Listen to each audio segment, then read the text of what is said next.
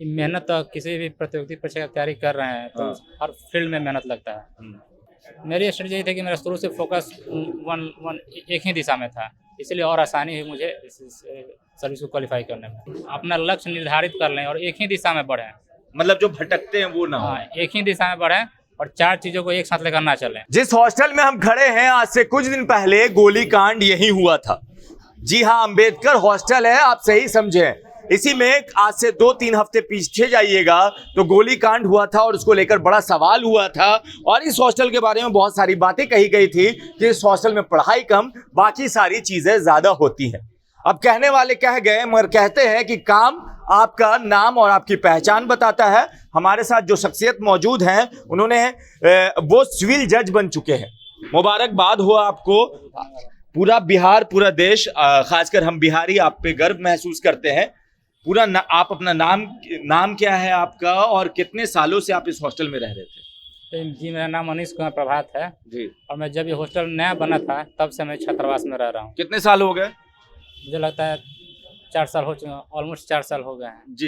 अविनाश जी, अनीश जी, आप ये बताएं कि जब आप इस हॉस्टल में रह रहे थे, जिस तरह से आरोप लगे कि हाँ इस हॉस्टल में पढ़ाई कम होती है और बाकी सारी चीजें ऐसी होती है, क्या ऐसा था क्या? नहीं, ये सारे फॉल्स एलिगेशन था, ऐसा कुछ नहीं था। और जब जांच हो रहा है उसमें पता चल ही जाएगा कि क्या सत्य है और क्या झूठ है।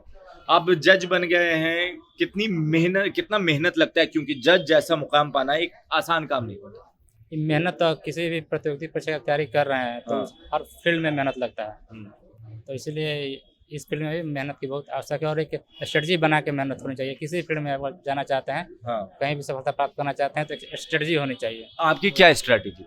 मेरी स्ट्रेटजी यही थी कि मेरा शुरू से फोकस एक ही दिशा में था, इसलिए और आसानी हुई मुझे इस सर्विस को क्वालिफाई करने में। जो बच्चे आपको देख रहे हैं, सुन रहे हैं, उनके लिए क्या मैसेज होगा? मेरे लिए उनके लिए यही मैसेज है कि अपना लक्ष्य निर्धारित कर लें और एक ही दिशा में बढ़ें। मतलब जो भटकते हैं वो ना हो। हाँ, एक ही दिशा में बढ़ें और 4 चीज़ों को एक साथ लेकर ना चलें, क्योंकि मनुष्य है, कोई मशीन नहीं है जी। इसलिए एक ही दिशा में चले और एक लक्ष्य को निर्धारित कर लें और उसी दिशा में सफल होने का प्रयास करें। क्या किसको क्रेडिट ज्यादा देना चाहेंगे कि हाँ मेरे इस चीज में, इस कामयाबी में ये तो बनता है? मेरी कामयाबी में बहुत से लोगों का सहयोग है, टीचर्स का सहयोग है, फैमिली मेम्बर्स का सहयोग है और हमारे जो छात्र हैं, हमारे सहपाठी, उनका भी बहुत सहयोग है।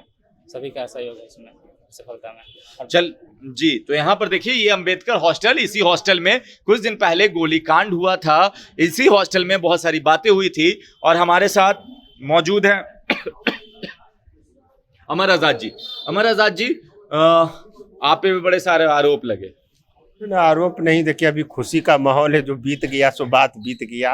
अब हमारे जिस हॉस्टल के बारे में अब शब्द बोला गया, देखिए वहां से इतने होनहार जो अब लोगों को न्याय, हम लोग न्याय की गुहार लगा रहे थे, पर हमारे बीच में अनीश कुमार प्रभात जैसे अब जज बन गए हैं। अब ये न्याय दिलाएंगे, जिनके साथ अन्याय होगा और सही जांच करके सब कुछ करेंगे। तो वो जो पिछला बात हुआ वो सब हम लोग भूल गए हैं।